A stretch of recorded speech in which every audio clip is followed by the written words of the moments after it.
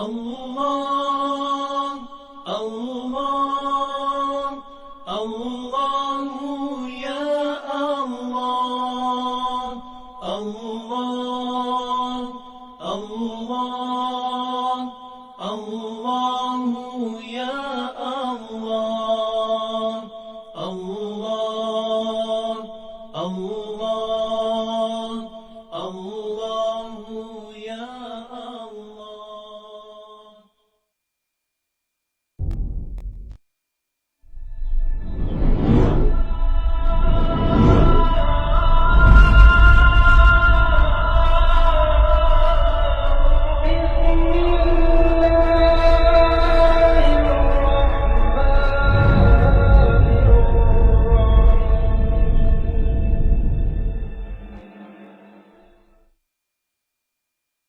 Untuk solat, diizinkan dahi kita untuk sujud, diizinkan hati kita ingat dia, diizinkan segala tangan kita angkat untuk mohon doa seperti tadi, dan diizinkan kita juga untuk ada hati kehendak untuk belajar dan klik-klik dan masuk dalam majlis ilmu dan duduk dalam taman syurga.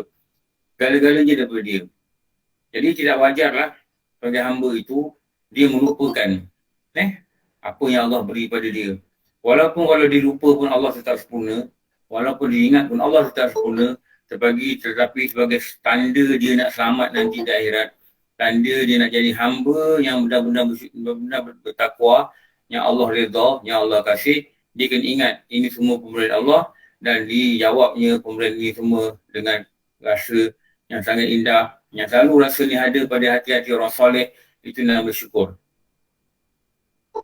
Kita boleh senaraikan dan kita takkan dapat senaraikan semua. Tetapi senaraikanlah dapat banyak mungkin. Angkatlah tangan atau dalam hati berkata, syukur ya Allah aku hidup lagi.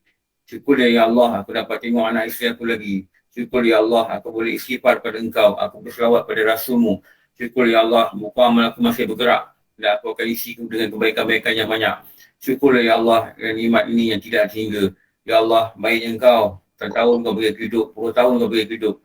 Baiknya engkau ya Allah. Layaklah engkau untuk aku cinta. Dan hebatnya engkau. Layaklah engkau untuk aku sembah. Sampai latih sampai boleh hati spontan boleh cakap macam itu. Tu nak belajar tauhid. Tu nak selalu diberi ingat.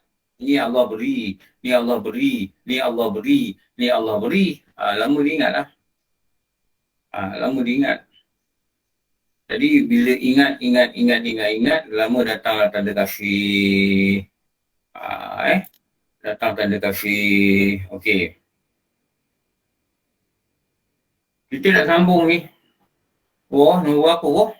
Okey, kalau slide ni nombor 6, kalau keseluruhan dia nombor 29 dah Ustaz. Slide nombor 6 Nombor 6, berkata ia Nabi pun lari. Kita sambung situ lah. Ya. Okey.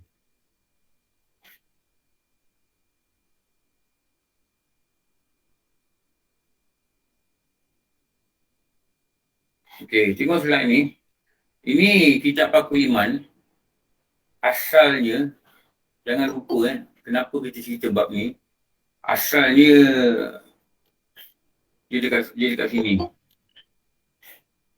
Dan wajib atas setiap mukallaf akan wajib usuli masuk Islam.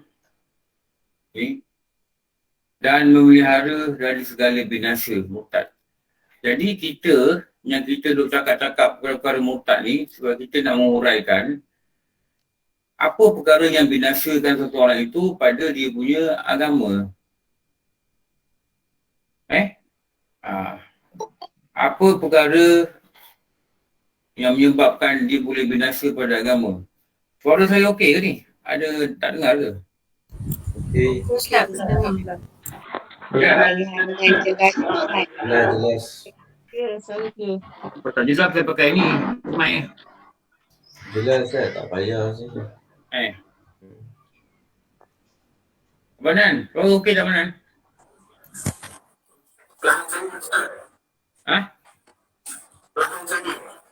Suara Banan saya tak dengar sangat. Banan suara pun jauh, sangat jauh. Okey, saya keluar balik saya. Keluar balik Banan. Cuba. Masuk balik.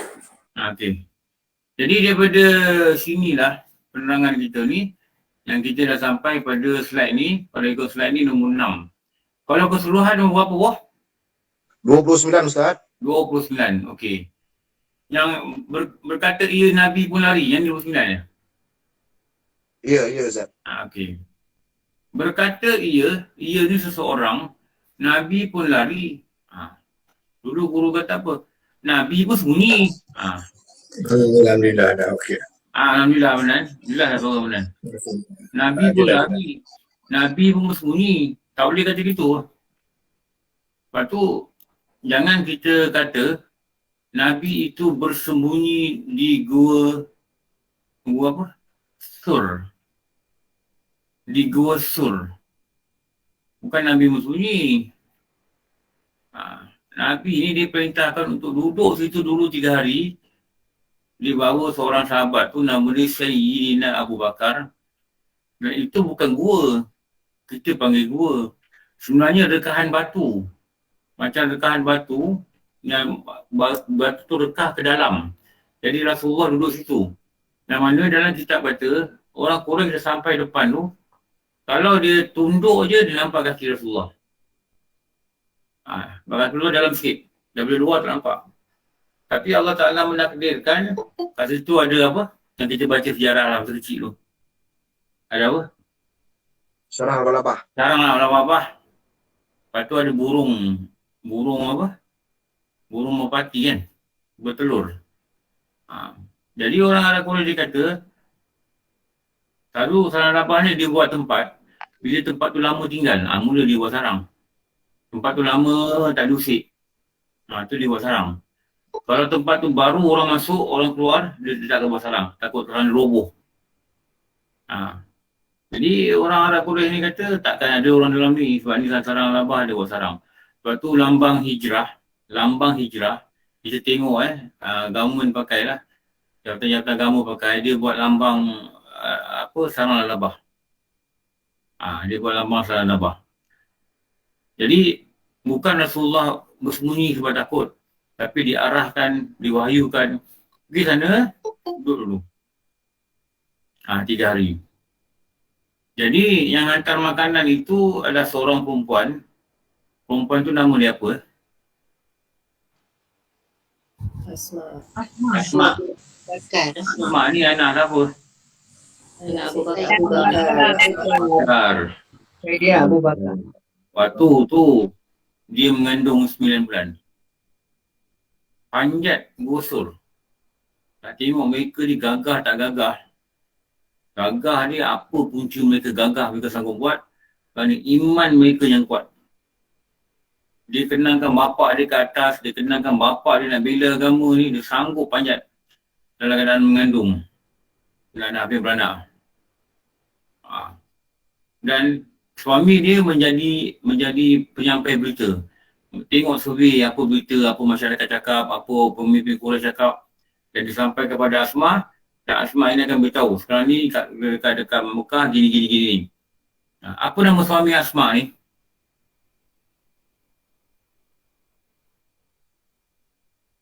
Dalam masjid dekat Abu Bakar. Nama masjid. Hari Tuan Boleh. Apa nama masjid ni? Anak-anak kita dulu tadi kat sana. Enggak, Hari Tuan ke Masjid Bukan Hari Tuan. Sekolah agama sebelah. Apa? Zubair bin Awam. Zubair Awam. Nama suami Asma ni Zubair Awam menjadi salah seorang ahli syurga. Dan Rasulullah jamin ni Zubair Awam. Itu adalah menantu kepada Sayyidina Abu Bakar. Kalau dengan Nabi dia pangkat apa? Dia kalau dengan Nabi Biras. Itu nama Biras kan. Cicit Berambi kata entah namanya beras lah. Tu Biras. Sebab Rasulullah kahwin dengan anak Sayyidina Abu Bakar, nama dia Aisyah. Zubair Awam kahwin dengan anak Sayyidina Abu Bakar, nama dia Asma. Asma. Jadi ini Biras ni, Biras Rasulullah ni. Itu nama dia Zubair Awam. Dan lepas tu kita kena tukar, kita punya fahaman, jangan cakap Nabi sembunyi. Bukan sembunyi. Nabi duduk sana. Sebab Rasulullah ni, Rasul ni, dia tak ada takut dengan siapa kecuali Allah. Ni. Para wali pun sama, Dia tak takut siapa kecuali Allah. Atau tak boleh kata Nabi menyuruh belakang sahabat. Atau tak boleh kata Nabi lari dari perang. Contohnya lah. Yang menunjukkan bahawa Rasulullah ni penakut. Dia tak boleh. Sebab dia bersanggah dengan ayat Quran. Ayat Quran kata para wali ni dia tak takut apa-apa. Dan hati mereka tak takut apa-apa. Kecuali Allah. Kalau para wali pun tak takut, ini kan perlu Nabi. Jadi sebab dia bersanggah dengan ayat Quran itulah menyebabkan benda yang kita nafikan ayat Quran ini menyebabkan orang itu menjadi murtad.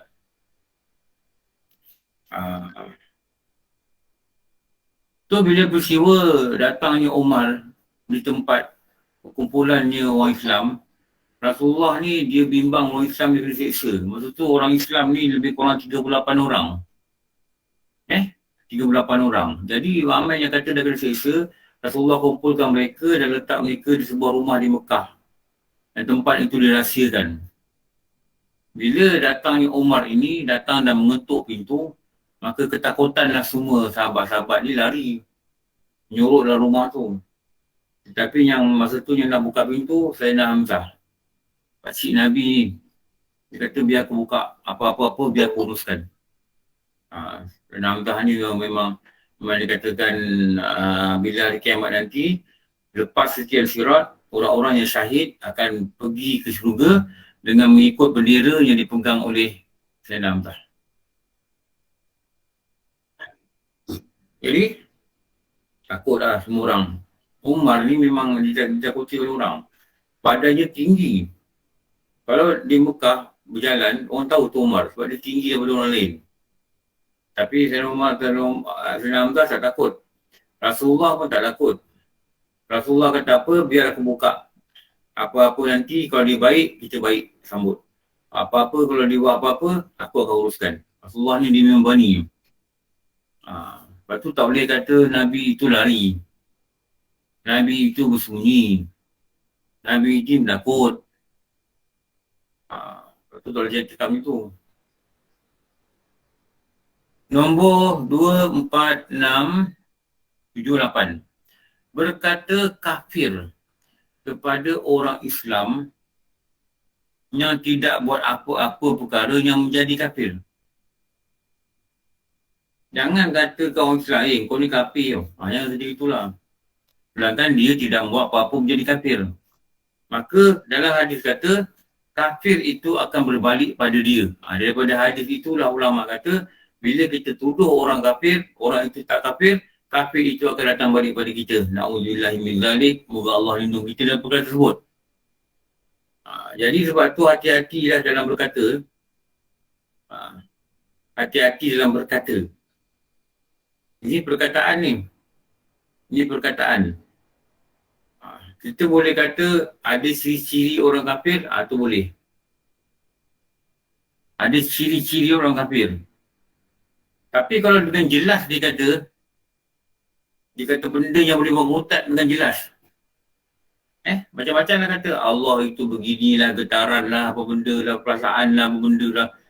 Allah ini hanya hayalan lah, benda lah semua ni. Maksudnya dia menafikan akan wujudnya zat Allah ni, memang akan terang jadi kafir. Tak payah kita panggil dia kafir, tahu. Tapi kalau benda yang kita pun tak pasti, dan kita tak tahu kasat dia apa, kadang-kadang ada kafir ni, untuk murtad ni dia memerlukan kasat. Macam dia kata, apa iman ni, apa benda ni, apa iman ni? Kalau kasat dia mempermainkan, kalau kasat dia tidak faham, dia tak jadi kafir. Kalau kasat dia memperhinakan iman ni, apa ni bagaimana benda ni, gitu. Perkataan dia gitu lah. Tak guna ni, ini macam bodoh-bodoh hayalan. Dia hina-hina kan. Waktu tu dia boleh murtad. Kalau dia kata, iman ni apa? Kau terang kat aku. Biar aku faham sikit. Itu tak jadi murtad. Itu dia memerlukan penerangan. Lepas tu jangan tuduh-tuduh orang. Kalau dalam kitab Kifayatul Muhtadi, dia kata seperti juga dia memanggil seorang, wahai Yahudi, maka jadi Yahudi lah dia. Wahai kafir, maka kafir lah dia. Kalau orang itu sebenarnya bukan buat benda yang menyebabkan dia kafir. Dia hidup yang panggil lah. Senang. Kecuali kita dah tahu dia nyata dia ni memang orang Buddha, memang orang Kristian, memang apa. Tapi memang kafir lah. Tapi orang Islam ni, tu dia kata berkata kafir kepada orang Islam. Kalau orang memang kafir, orang Buddha ni memang dia kafir.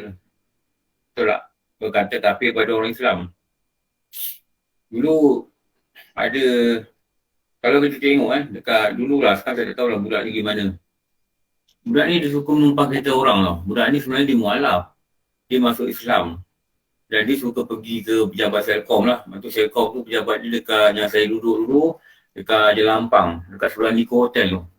Menara TRI. Dia selalu datang sana. Kadang dia pergi ke pejabat-pejabat sana, dia jual tudung. Dia jual apa. Dia pernah tahan saya masa saya balik kerja naik motor. Saya tahu dia, saya selalu bual dengan dia. Dia nak tumpang, dia kata nak tumpang saya mana kan.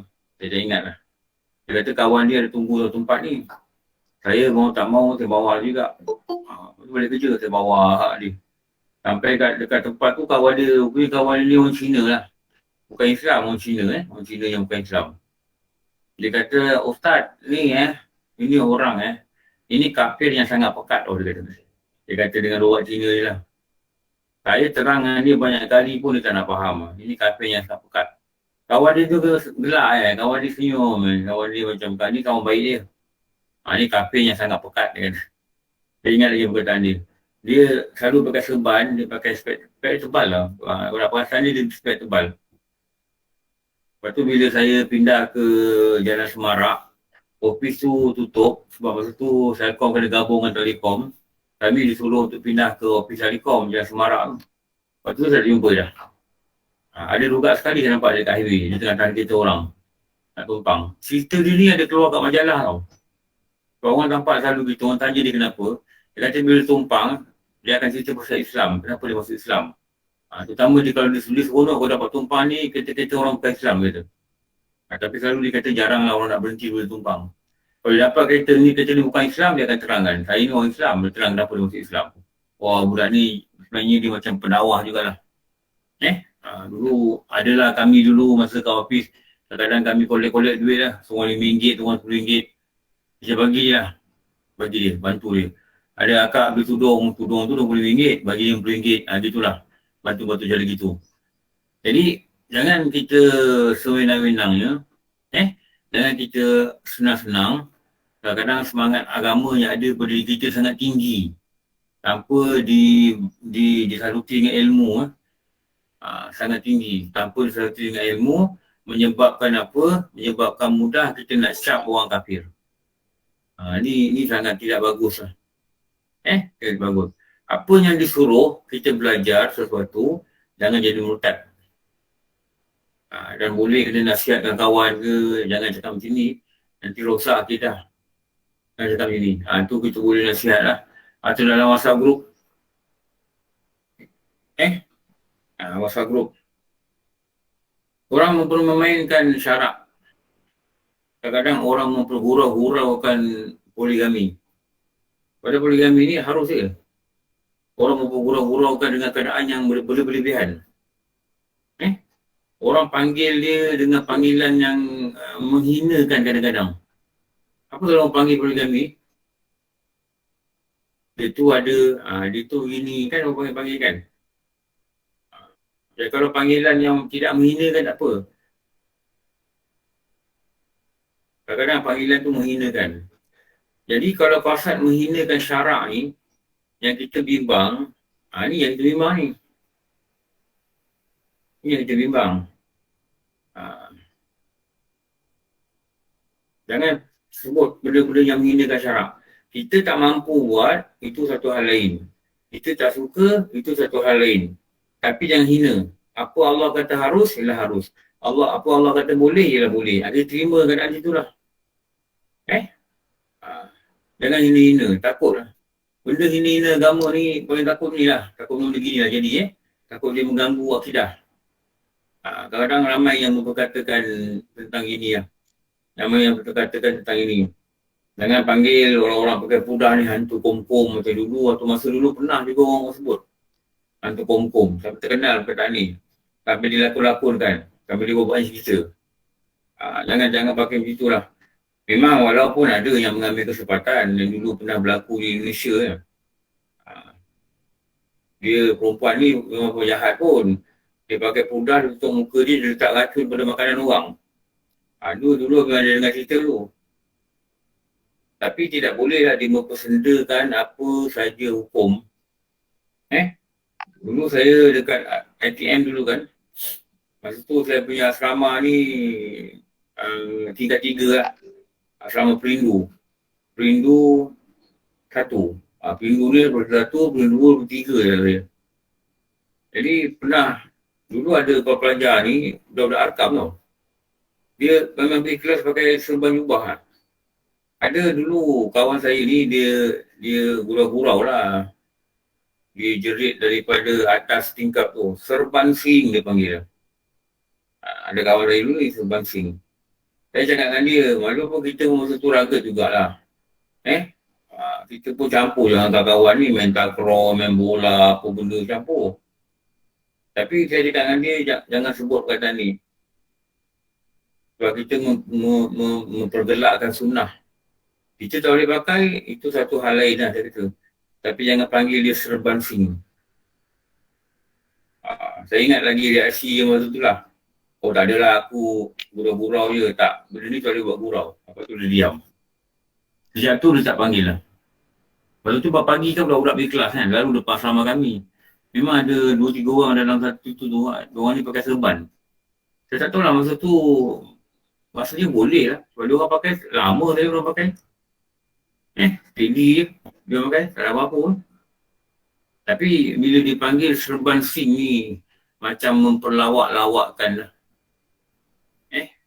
Macam memperlawak-lawakkan lah. Kita takut ni hati kita ni mudah je terbalik. Sebab dilanda oleh nafsu, dilanda oleh syaitan. Memang terbalik.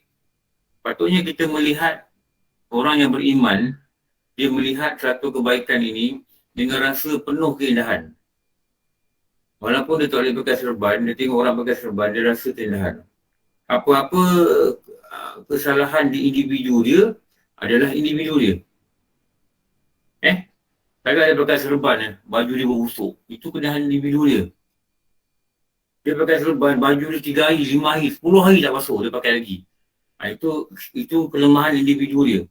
Jangan diibaratkan dengan sunnah yang dia amalkan. Ini yang kita kena faham.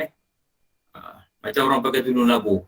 Jangan kata orang pakai tudung labu mulut laser. Ada je tak begini. Itu mulut laser tu orang tak pakai tudung pun ada, orang pakai tudung pun ada, orang pakai tudung pendek pun ada. Itu kelemahan individu dia. Jangan kaitkan dengan apa fizikal dia yang dia cuba tampilkan dalam proses dia nak baiki diri. Jangan kait dia tu. Nanti kita pukul cara borong nanti. Orang begini, pakai begini. Pakai gini, pakai begini. Bukan gitu. Biarlah dia dengan kesilapan watak dia. Tapi doakanlah dia kerana pada penampilan dia, dia sedang berusaha dan sedang bertarung. Nak jadi baik. Sedang bertarung kan. Kita dengan kaedah pertarungan kita. Dia dengan kaedah pertarungan dia. Nampak budak-budak tapi pergi bandar, pegang tasbih. Patut hati kita kena seronok lah. Betul tak? Dia kata, alah besar-besar ni, dia kata mandi wajib pun tak betul pegang tasbih. Jangan kata gitu. Kita tak pegang, kan? Dia pun tak kata apa kita. Dia tak kata kita dah tu bangka tasbih pun tak pegang, tak ingat Allah. Dia tak kata pun. Tapi kenapa kita memperlekikan mereka? Sebab apa? Sebab mereka ni bagi cucu kita, bagi anak kita. Biarlah dia pegang tasbih, biar dia pakai serban, betul lah. Pokoknya dia ada watak, dia nak baiki diri dia. Macam sajak yang saya tulis pagi tadi lah. Menyingsing lengan, berjurus-jurus. Itu tu bayangan macam mana kita bergaduh dengan nafsu ni. Kita bergaduh, berkelahi dengan dia. Patah, tepis, tendang, terajang, patah kau hujah dia. Dia kata kau tak belajar lah, nanti tua kau belajar. Patah kau hujah dia. No, aku nak belajar agama sekarang. Nantilah pada air nanti dah pencen kan boleh tumpu. No, aku tak tahu lagi aku mati dah lepas pencen. Dan aku tak tahu lepas pencen apa jadi kat aku. Kita sakit ke, tak apa ke. Sekarang ni aku ada ruang, aku ada peluang. Allah beri. Allah yang beri aku peluang. Aku ambil lah peluang. Aku betul-betul nak jaga akidah aku ni. Dengan apa? Dengan aku berjari, apa dia perkara yang menyebabkan murtad.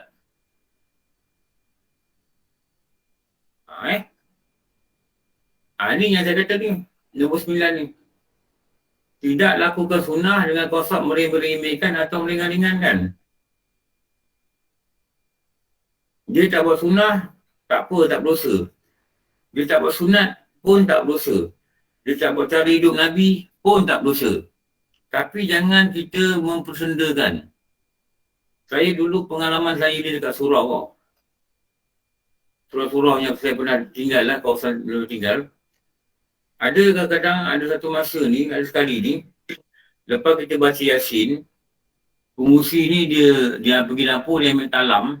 Dia kata hari ni kita belajar makanan talam. Dia pun ambil nasi. Kalau talam tu 4 orang. Ada satu pakcik ni, saya tak tahu lah dia bergurau ke, dia apa ke. Dia tak biasa makan talam ke. Dia kata, dia bunyi macam ayam. Dia begitu. Lepas tu dia berlalu. Tu tak apa maksud tu? Perli tau. Kan ayam makan begitu kan. Ayam kalau makan, kalau ada padi, kan mereka keliling dengan padi tu mereka makan. Betul tak? Jadi makanan talam kan nampaknya macam begitu kan. Di keliling talam ni dia makan pada satu bekas, 4 orang tumpu pada satu bekas. Dia baru tangan dia. Lima Nina. Macam Nina. Saya buat diam je lah. Saya malah layan. Biarlah hentak dia. Orang lain pun buat tahu je. Sebab dia pernah bina juga benda lain. Dia tak tahu cerita lah. Dia kata, bila kita dah makin lama kita belajar kitab, makin lama kita jumpa guru, makin lama kita belajar adab. Kita kata rupanya boleh murtad. Baru kita tahu. Syukur pada Allah waktu tu kita tak join untuk buat macam mana dia buat.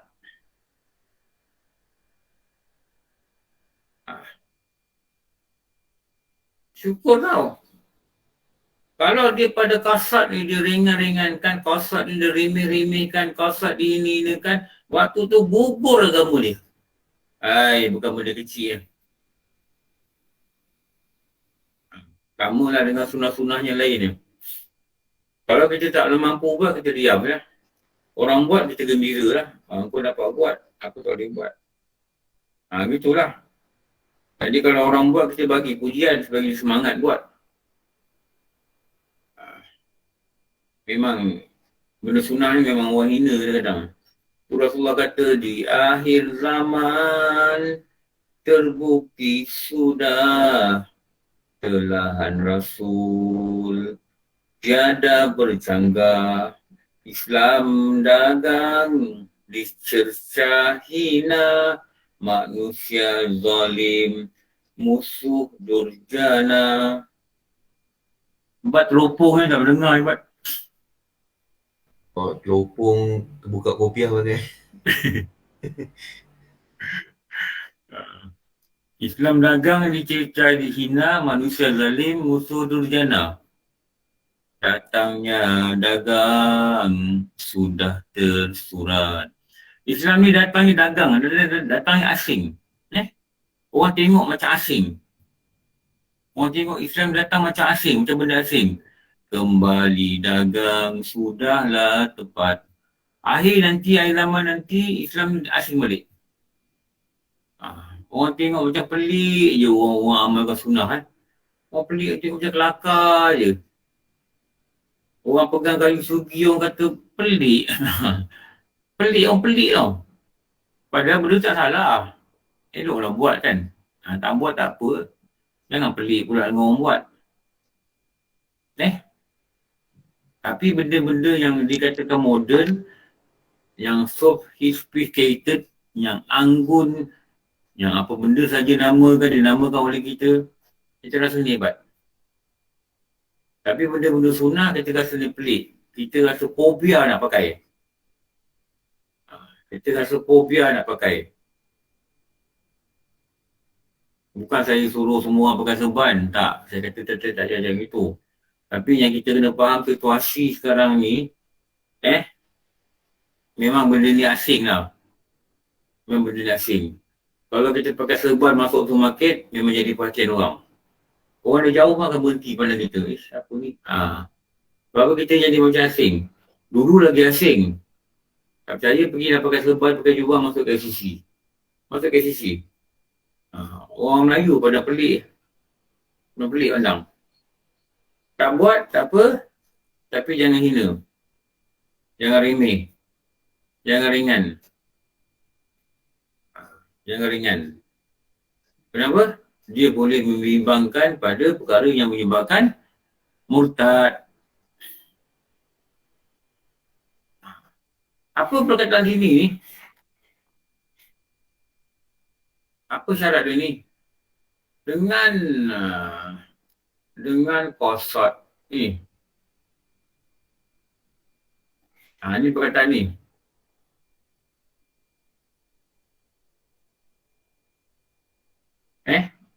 Dengan qasad, dengan niat. Ini nombor 10. Mengatakan ia. Ia apa? Nombor 9, Ustaz. Nombor 9. Ini nombor apa?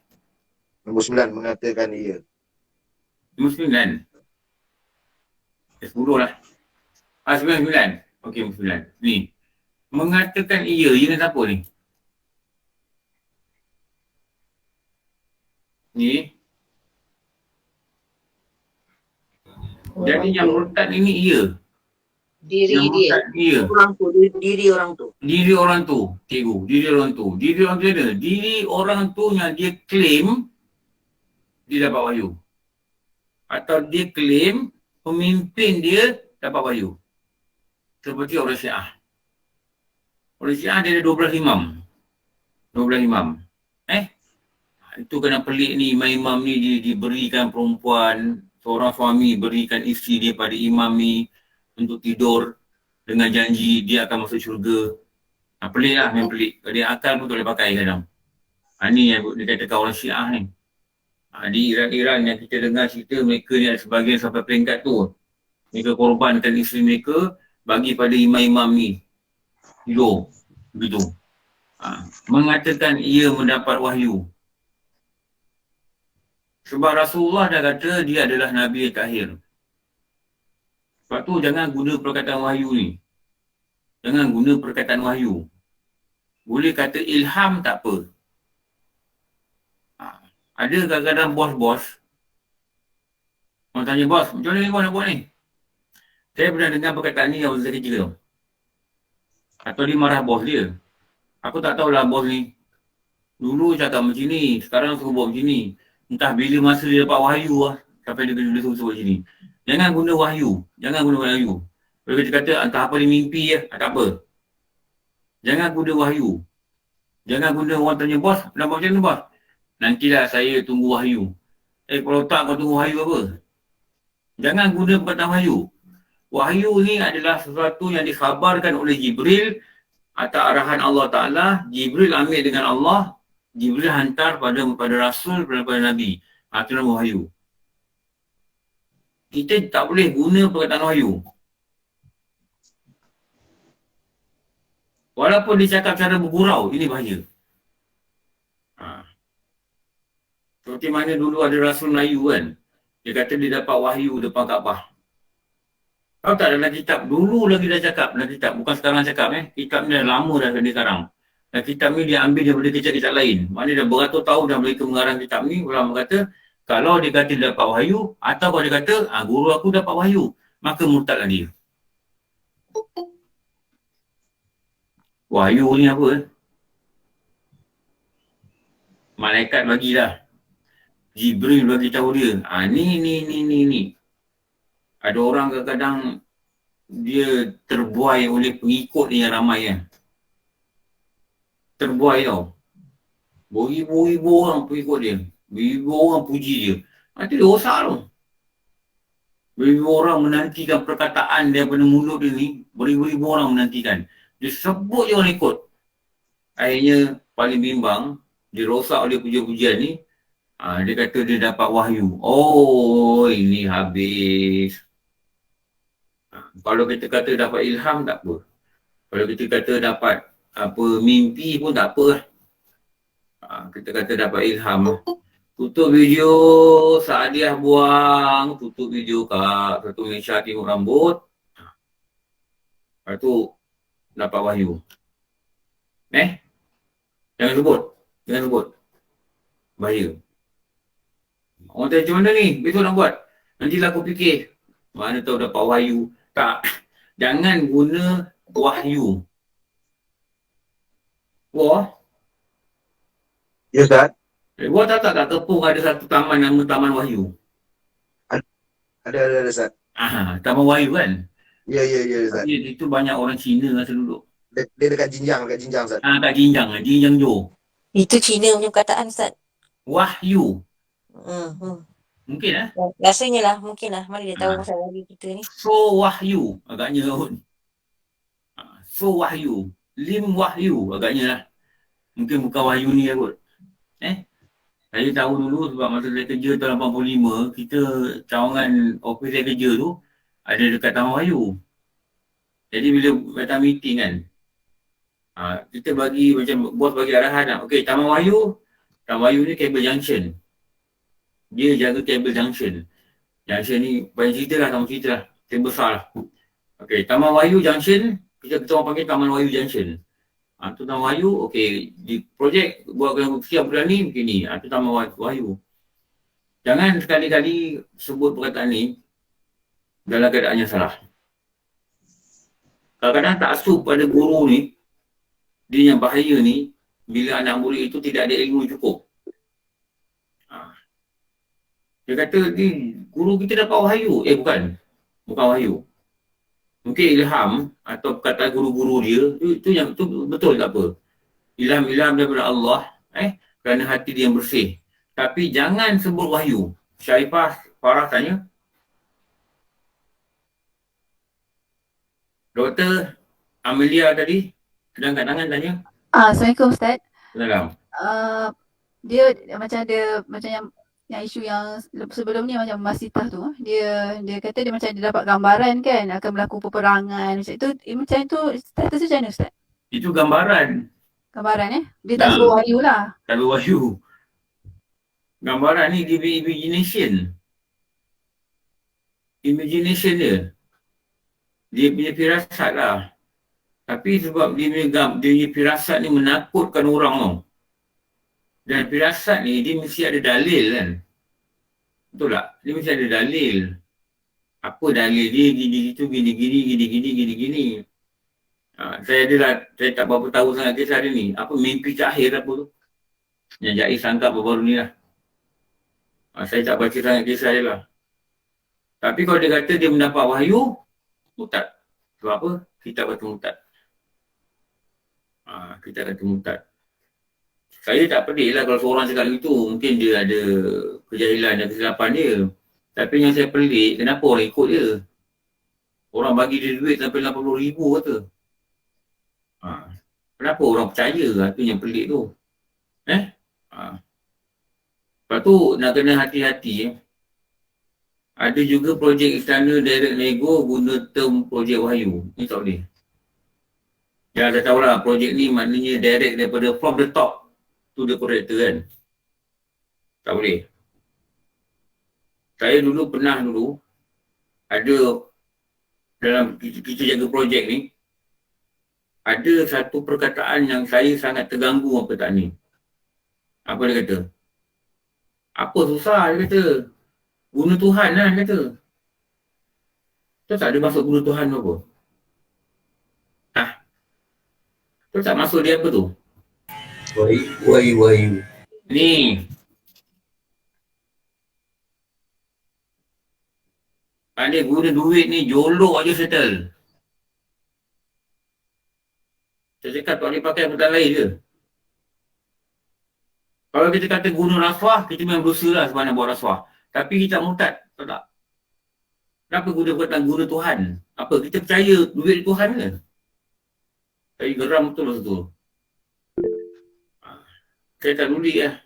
Dia bos saya tak rudi. Dia nak marah saya ke, dia nak bagi disiplin action ke apa pun tak boleh. Dia kata jangan guna perkataan ni.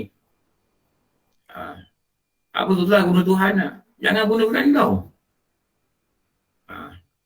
Sebelum ni dia kata, apa susah guna agung lah. Tahu tak agung ni gambar duit tu kan gambar agung. Itu saya boleh terima lagi lah. Walaupun dia masukkan tu nak bagi rasuah ke orang tu. Itu terlantar kau. Kata-kata kau tak tahu kau asal Muslim. Tapi dia kata guna Tuhan tu, tu yang saya tak setuju.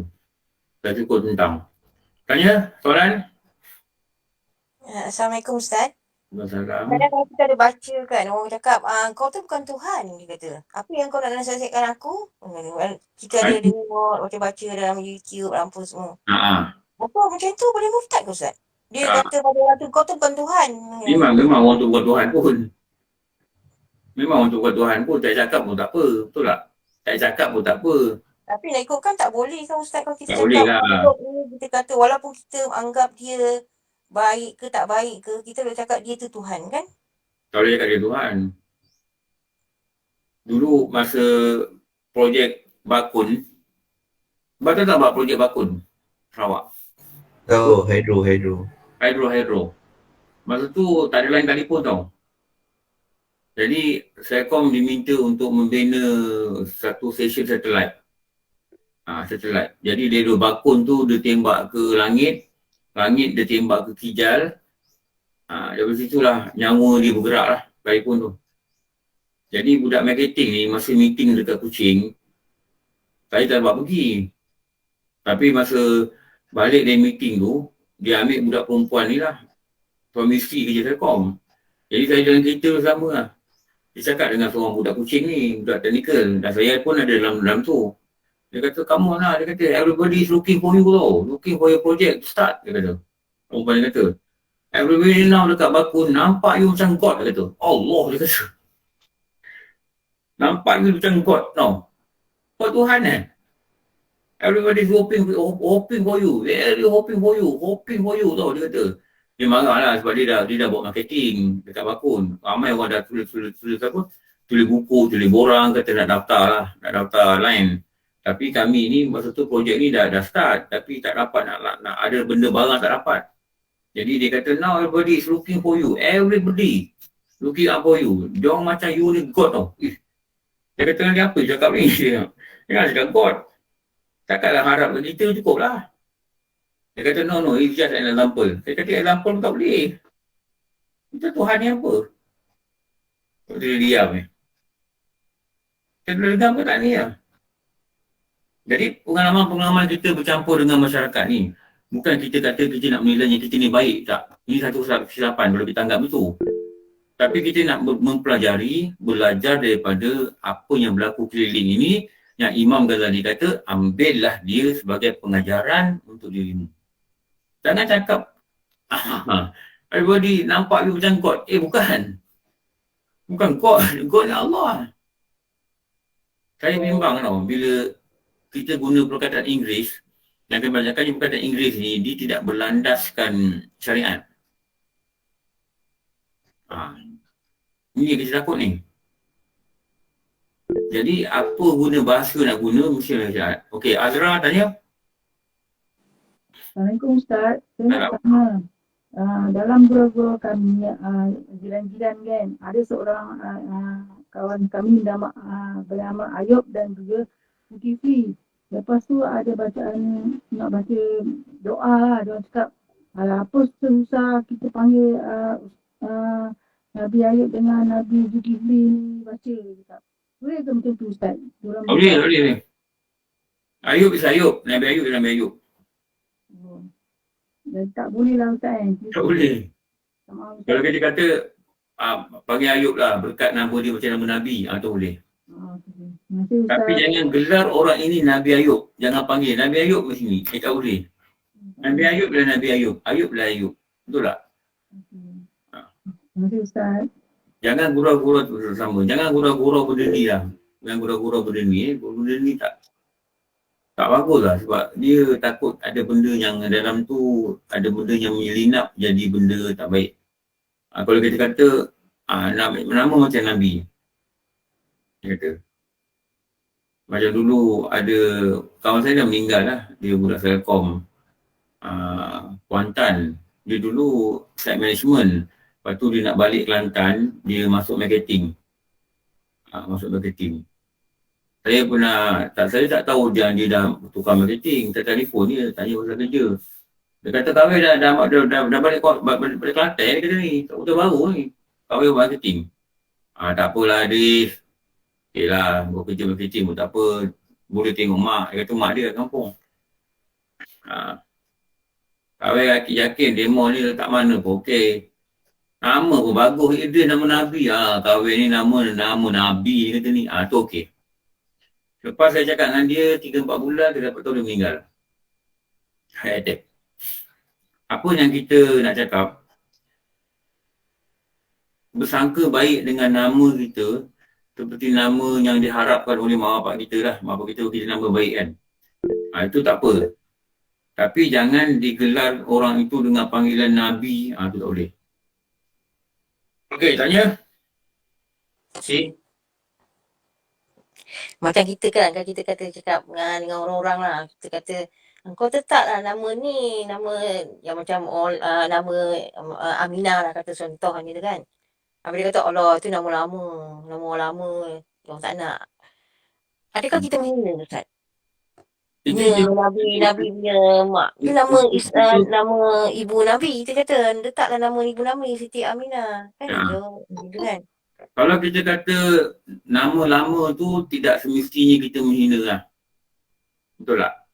Kita kata ni printer ni fashion lama. Contohlah. Fashion baru ada wifi. Fashion lama dot matrix. Betul tak dot matrix? Masih lagi orang pakai je dot matrix. Kalau kena highway dia pakai dot matrix. Dot matrix ni dia pakai tape. Ribbon kan?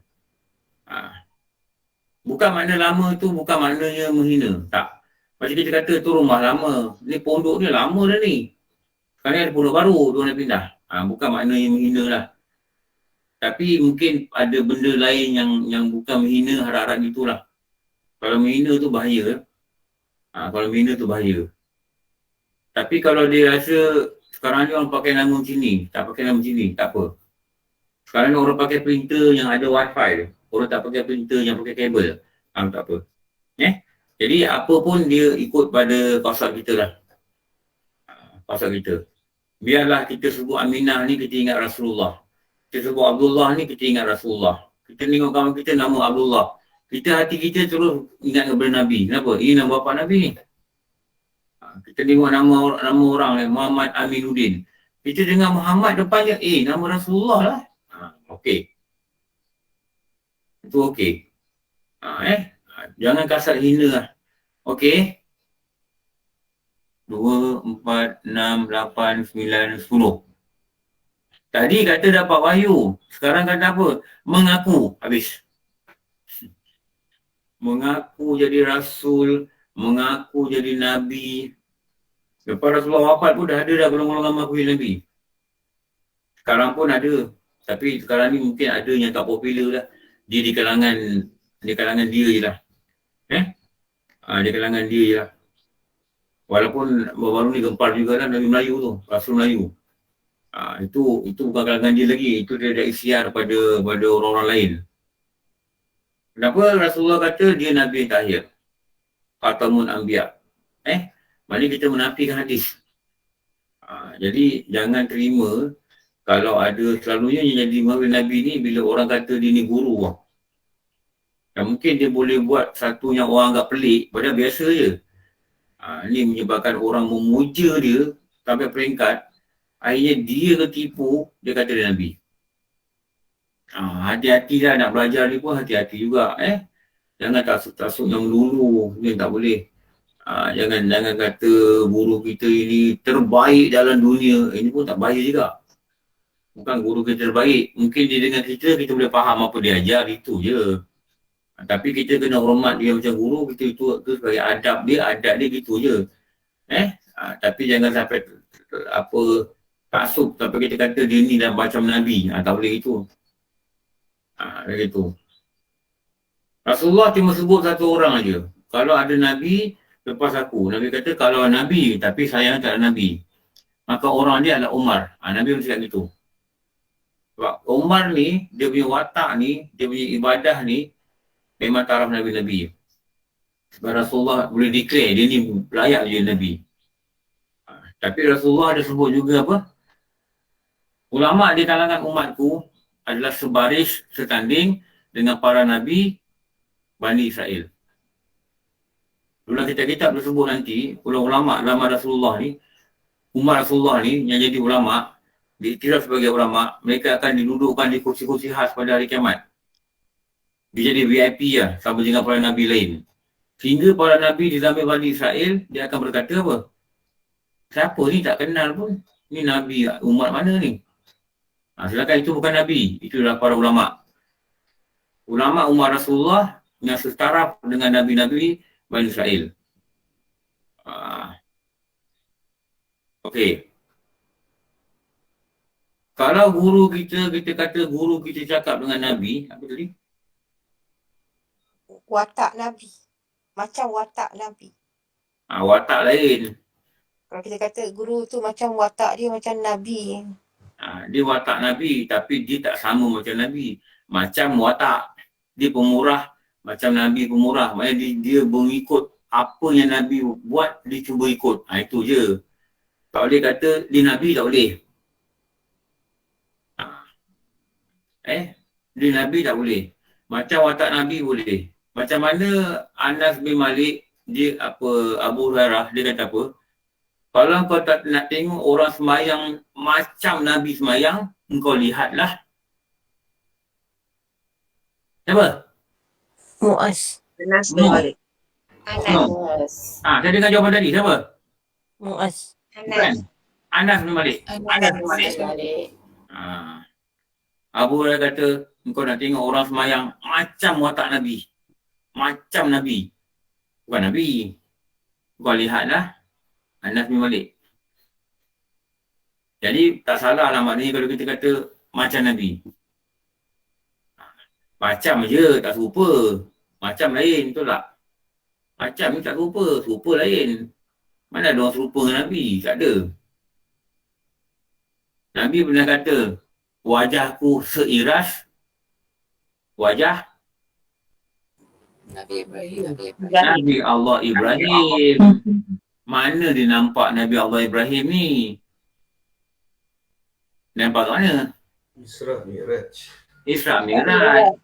Dia jumpa Nabi Allah Ibrahim ni. Nasab Rasulullah ni sampai Nabi Ibrahim.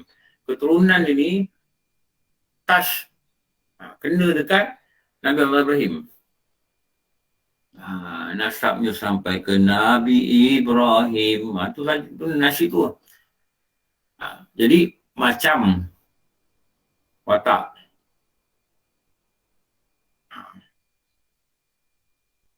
Orang kata ulama pewaris Nabi beribadah banyak sekali, akhlak ketara.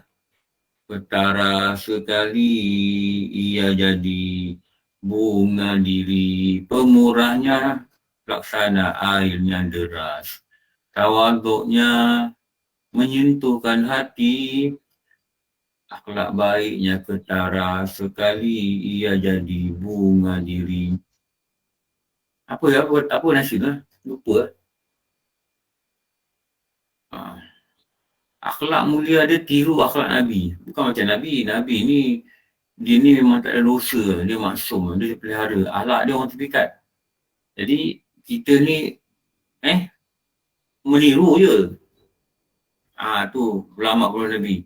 Alindah, supply lah saya kata. Kita ni pembekal ni, tak ada quotation. Ulama pewaris Nabi. Pewaris. Boleh sebut dia dulu pewaris. Boleh kita kata dia ni pewaris Nabi. Kenapa? Dia ulama. Memang Rasulullah kata al-ulama warisatul anbiya. Tu dah keluar apa? Beraninya luar biasa. kasihan kepada tu Ada Ustaz. ada. Ah, Tu kita tengok kita tak boleh kata dia meniru watak Nabi, boleh. Kita kata dia ada akhlak meniru pada akhlak Nabi. Kita tak boleh kata guru kita dia Nabi. Tak boleh lah. Banyak ada Nabi lepas tu. Itu salah tu. Berkata ia hukum syarak ni hukum apa?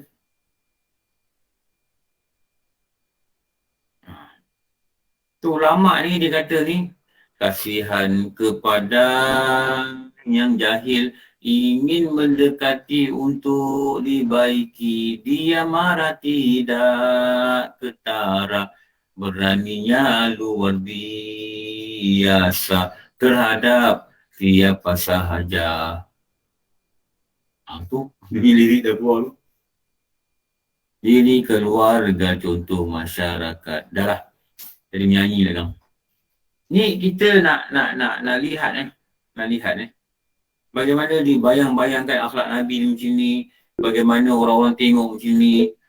Tu yang indah tu. Berkata ia. Okey, Rita nak tanya ke? Rita Marina. Sila tekan Ustaz. Maaf. Tak apa, no problem. Okey. Berkata ia ni orang yang cakap ni lah. Hukum syarak apa ni? Dengan kasar menghinakan hukum syarak.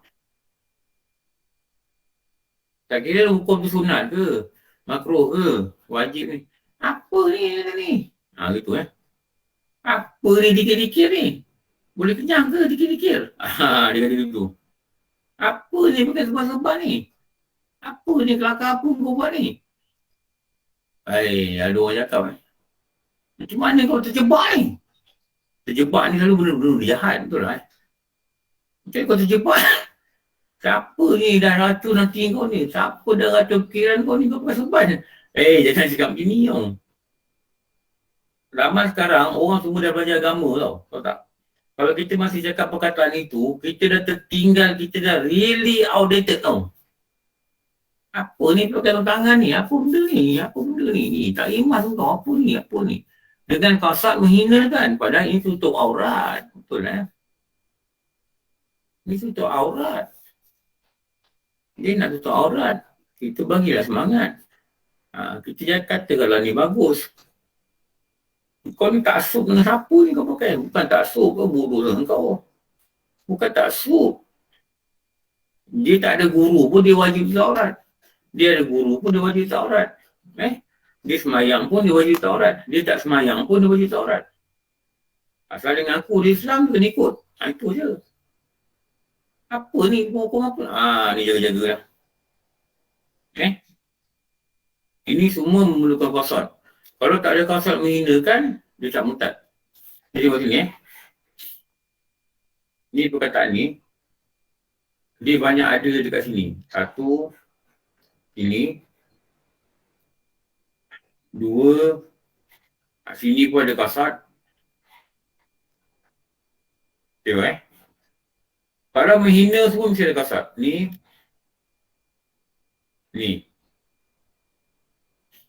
Ada benda tak ada kasar. Sini tak ada kasar. Ini tak ada kasar.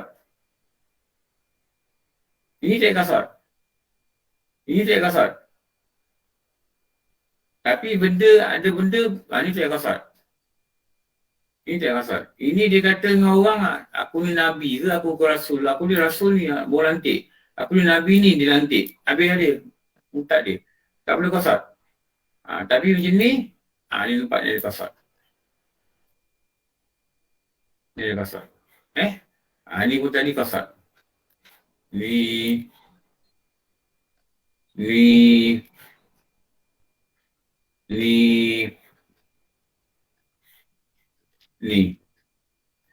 Kasar ni diulang-ulang. Pada beberapa keadaan. Nak tanya ke tak? Suci Aisyah.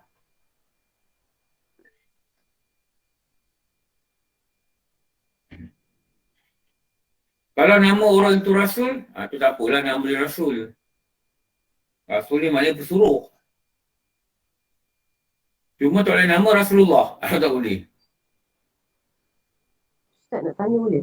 Ah. Kalau macam dia kan, dia cuma gurau lah dengan kita, kata, dulu kau bukan main pakai seluar pendek kan, skirt pendek. Tapi sekarang ni kau tutup aurat, lepas tu kita cakap, alah ni aku takut neraka. Tu murtad tak? Siapa yang takut neraka? Kita cakap, takut neraka nanti, tak tertanggung azab dia. Betul tak? Boleh tak? Tapi Dulu cakap dalam... kawan kita kata, dulu kau pakai skirt pendek. Ya. Dan kau tutup aurat. Ya. Habis tu yang cakap takut neraka siapa? Saya lah dia cakap takut neraka besok tak tertanggung azab. Lepas tu saya gelak-gelak lah. Saya murtad tak? Tak. Jangan kasut mempermainkan lah. Kita bukan gelak tu, bukan mempermainkan. Kita gelak, kita tak nak cakap dengan secara serius. Ya, takut dia macam... serius. Kita nak dalam gurauan tu, kita ada sebut ini mesej yang penting yang kita nak jaga. Alhamdulillah. Terima kasih Ustaz. Okey. Wah? 29 wah? Okey, ni pas daripada pembelajaran hari ni Ustaz. Aku rasa Ustaz, kebanyakan kalau kata Ustaz kata kita murtad ni pada gurauan Ustaz. Kita berjaga pada gurauan. Gurauan pokoknya Ustaz nampak. Betul sebab tu jangan letakkan gurauan ini sebagai benda agama lah. Ada orang kata apa tau? Dia ni handsome sejak azali. Pernah dengar tak? Ya, betul lah Ustaz. Dia ni bodoh sejak azali. Pernah Ustaz. Pernah macam itu kan? Dia ni bodoh sejak azali. Dia ni bangang sejak azali ni. Dia geram dengan orang ni. Dia ni jahat sejak azali. Kalau dia kata ni Ustaz, aku mimpi menjadi macam dapat wahyu lah kata. Dia cakap itu. Jangan cakap wahyu-wahyu je cakap. Dan cakap itu. Saya selalu dengar orang cakap kan. Dia ni memang bodoh ni sejak azali. Dia geramkan bos dia. Azali ni, sejak azali ni, maknanya apa? Tidak ada apa? Apa yang azali? Tak perut ibu. Bukan. Permulaan. Tidak ada Tidak ada permulaan. Yang tidak ada permulaan ini sifat Allah, zat Allah itu bukan kita. Kalau kita kata dia ni bodoh sejak dulu, tu okey. Walaupun benda ni kadang-kadang jadi mengumpat, tapi sejak dulu tak apa. Dia ni bodoh sejak dalam perut mak dia lagi. Itu okey lagi. Jangan guna perkataan azali. Jangan relatekan. Malaysia mak. Malaysia mak. Jangan kaitkan benda-benda gini dengan gurauan-gurauan. Nak nampakkan perkataan sedap. Tu dia kata jaga-jagalah Ada sifat itu dia khusus pada Allah. Jangan gurau-guraukan benda ni tau. Kita belajar ni supaya kita lebih berhati-hati lah. Tujuan ni kita lebih berhati-hati. Bukan kita nak cap orang ni murtad tak. Bukan tu lah. Jauh kita untuk menilai orang. Tapi sebagai syariat, kita kena hati-hati dan cakap dengan kawan kita jangan cakap gini lah. Kita gurau je benda lain lah. Tak apa-apa lah gurau ini. Bahaya pada akidah kita. Cakap dengan terang itu. Okey. Cukuplah. Pukul 9. Ini kelas orang ni tak boleh lama-lama. Orang nak kerja. Okey. InsyaAllah nanti kita jumpa petang ni. Kelas Popa pukul 5. Lepas tu kita jumpa malam, maghrib. Kita baca Ayuhal Walad. Kita baca Ayuhal Walad. Langsung daripada Balai Polis Pandan Indah. Hari ni ada 3 kelas sajalah. Besok pagi ada 2 kelas. Besok pukul 8. Man? Man? Ya Ustaz, Man, besok belajar apa Man? Ayuhal Walad juga Ustaz. Besok belajar Ayuhal Walad. Nanti Man WhatsApp saya sampai mana InsyaAllah Ustaz. Terima kasih Man, banyak tolong saya. Okey, pukul 8 besok saya akan live daripada Kementerian Kerja Raya. Pukul 8. Nanti pukul 5 petang kita akan live daripada Comel Chalet, tepi pantai Pekalan Balak. Siapa datang chalet nanti duduk depan saya, kita belajar. Siapa tak datang dengan live daripada tepi laut. Okey. Tapi duduk mesti ikut SOP jaga-jaga SOP kena jaga. Lepas tu malam tak ada kelas. Malam kita ada barbecue kat sana lah. InsyaAllah, mudah-mudahan Allah izin kita bertemu. Okey, nanti jumpa pukul 5. Alhamdulillahirrabbilalamin. Salatu wassalamu ala sayyidina Maulana Muhammad wa ala alihi wa sahbihi ajma'in. Rabbana atina fid dunya hasanah wa fil akhirati hasanah wa qina adzabannar. Sallallahu ala sayyidina Muhammad wa ala alihi wa sahbihi wa sallam. Walhamdulillahirrabbilalamin. Nanti sambung maki akan Nabi. InsyaAllah Ustaz. Alhamdulillah, terima kasih Ustaz. Apa tanda? Terima kasih Alhamdulillah.